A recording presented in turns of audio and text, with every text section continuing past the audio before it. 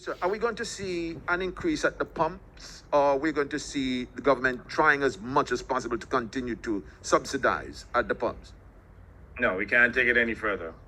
You recall about a month ago, we signaled to the people of Antigua and Barbuda that there's likely to be an increase in the price of petroleum products. At the time, we had projected that the price per barrel for oil would have gotten up to about $120. I don't know if you recall. Yes. In fact, it is now $145, almost $146 US dollars per barrel for oil now, exceeding Quick time. that 120 in very quick time, because we had said, at 120, then we'll have to review it.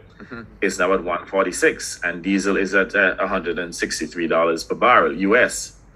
So if we maintain the current pricing level, it means that we will have to pay WEOC between $2 to $2.5 million a month in order to subsidize the prices at the pump. Now, remember, the consumption tax is a tax to help to fund the country, to fund the socio-economic development of the country.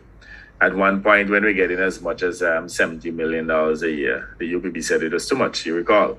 And they said that we should have reduced the price at the pump. Well, guess what? We ain't getting nothing now.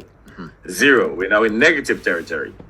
Now, I don't know that we can justify subsidizing, prices at the pump in order to keep, the petroleum prices artificially low. Not even in Trinidad and Tobago, in which they produce oil. This is Antigua News. That they are actually subsidizing the prices to that extent. In fact, they have announced too that there have been increase in pricing there. So all over the world, there has been increases in petroleum products, the pricing of petroleum products. So we have no choice.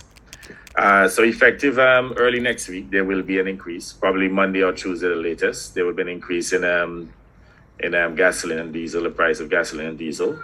And it's definitely going to be in excess of $15. That is the reality of it.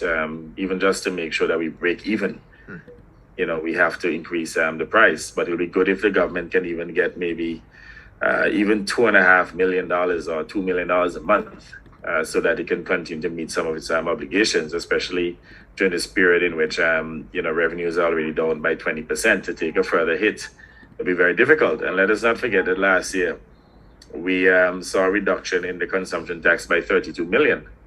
So what has happened now as a result of the increase to 146 US dollars per barrel for gasoline and 163 for diesel?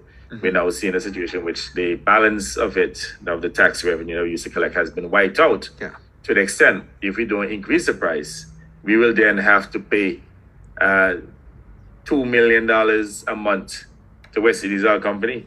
So I don't know what kind of tax we call it, a negative tax.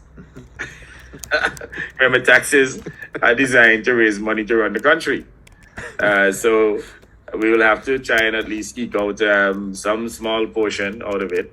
But we could never justify having to pay, WEOC and to subsidize, prices at the pump to the extent that government has to pay WEOC $2 million a month.